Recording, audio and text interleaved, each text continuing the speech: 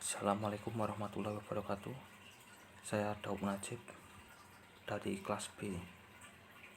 NIM-nya ada di judul nanti. Di sini saya akan menjelaskan tentang temperatur pada lingkungan kerja dan tubuh manusia.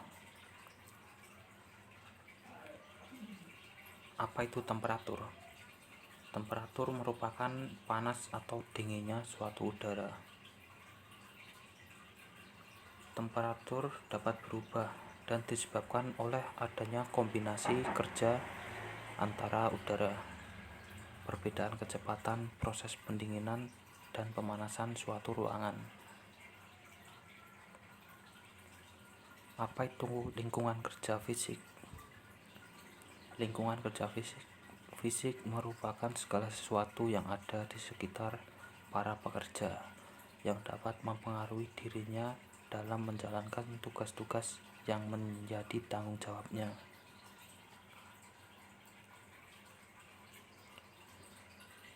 Tubuh manusia jika mengalami temperatur ekstrim. Yang pertama ada heat rush. Gejala awal dari yang berpotensi menimbulkan penyakit akibat tekanan panas.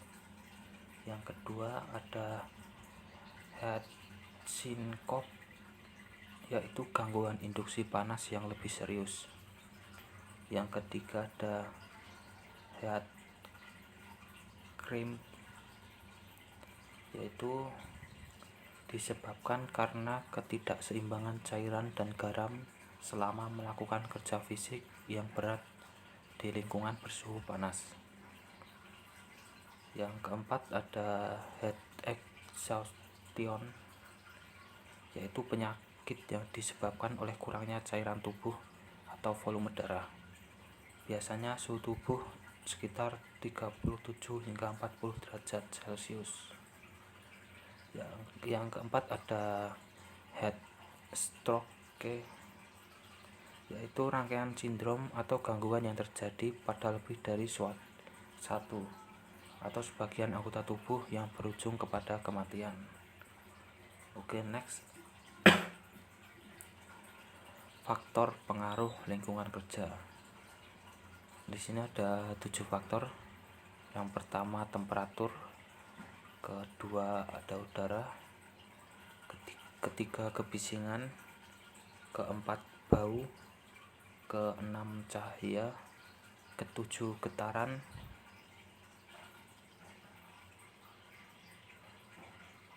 dan terakhir kelembapan. Oke, di sini ada temperatur yang baik dalam lingkungan kerja. Menurut Keputusan Menteri Kesehatan nomor 261, suhu ruangan itu sebaiknya 22 hingga 26 derajat Celcius.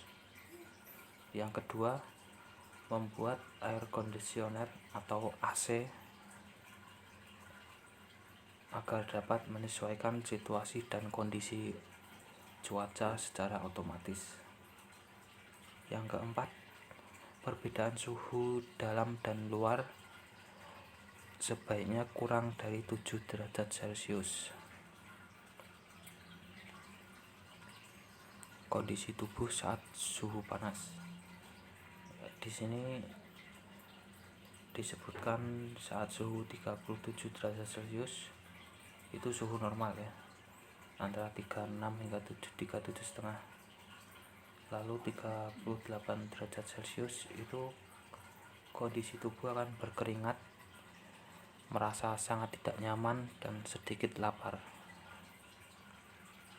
Lalu di saat 40 derajat Celcius berkeringat, kulit merah dan basah, nafas dan jantung berdenyut kencang, dan kelelahan. 41 derajat Celcius itu biasanya pingsan, dehidrasi, lemah, sakit kepala, halusinasi, sesak nafas. 42 derajat Celcius itu kulit memerah dan basah, koma, tidak sadarkan diri ya, mata gelap, muntah, dan terjadi gangguan hebat. Lalu tekanan darah menjadi tinggi atau rendah, dan suhu 44 derajat Celcius itu mati. Hampir dipastikan meninggal, namun ada beberapa pasien yang mampu bertahan hingga suhu 46 derajat Celcius. Lalu ini kondisi tubuh saat suhu dingin, tadi panasnya 37 derajat yaitu normal ya, sama seperti tadi. 36 derajat ini menggigil ringan hingga sedang. 35 derajat Celcius itu hipotermia atau suhu kurang dari 35. Itu menggigil keras, kulit menjadi biru atau keabuan. 34 derajat Celcius itu menggigil sangat keras, jari kaku, warna kulit kebiruan. 33 derajat Celcius denyut jantung lemah, nafas pendek dan mengantuk. 31 derajat Celcius kondisi tidak sadar, detak jantung sangat lemah. 28 derajat Celcius ini jantung berhenti berdetak dan pasien menuju jalan kematian. Lalu yang terakhir 24 sampai 26 derajat Celcius ke bawah, ini terjadi kematian. Tapi ada beberapa pasien yang mampu bertahan. Penyakit terkait suhu udara ekstrim, ya ini tadi ya, yang heat rash, syncope, cramp, sama heat stroke. Lalu ada miliaria, ketiga ada dehidrasi, keempat hipertermia, yang kelima ini ada multi organ dysfunction syndrome.